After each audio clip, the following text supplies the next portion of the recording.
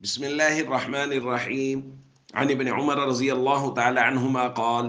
نهى رسول الله صلى الله عليه وسلم أن يبيع بعضكم على بيع بعض رواہ البخاری۔ ابن عمر رضی اللہ تعالیٰ عنہما بیان فرماتے ہیں کہ نبی کریم صلی اللہ علیہ وسلم نے ہمیں اس سے منع فرمایا کہ ہم کسی کے بھاؤ پر بھاؤ لگائیں۔ دوستو، تجارت کے شرعی اصول بیان کیے جا رہے ہیں، ان میں سے ایک اہم اصول یہ ہے کہ جب دو لوگوں کے درمیان یا دو پارٹیز کے درمیان کسی سودے کو لے کر بات چیت ہو رہی ہو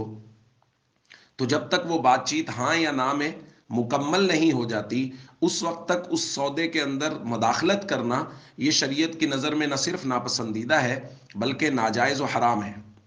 کہ ایک پارٹی دوسری پارٹی کے ساتھ کسی سودے کو لے کے بات کر رہی ہے تو بیچنے والے نے کہا کہ یہ چیز میں آپ کو 1 لاکھ روپے میں بیچتا ہوں، خریدنے والی پارٹی نے کہا کہ ٹھیک ہے میں کل تک سوچ کے آپ کو بتا دیتا ہوں۔ اب کل تک کا ان کے پاس وقت ہے، یہ سودا مکمل نہیں ہوا، ہاں یا نہ میں بات مکمل نہیں ہوئی، آپ کو لگا کہ یہ چیز میرے لیے زیادہ مناسب ہے تو آپ نے درمیان میں بیچنے والے کو کہا چھوڑیں آپ اس کو، آپ مجھے 1.25 لاکھ میں بیچ دیں،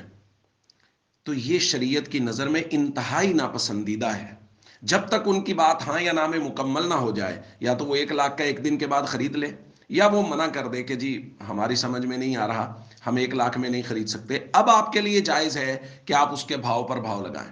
وگرنہ عام حالات میں اگر ان کی بات آپس میں چل رہی ہے تو اس صورت میں آپ بھاؤ پر بھاؤ لگائیں گے تو نبی کریم صلی اللہ علیہ وسلم نے سختی سے اس سے منع فرمایا ہے۔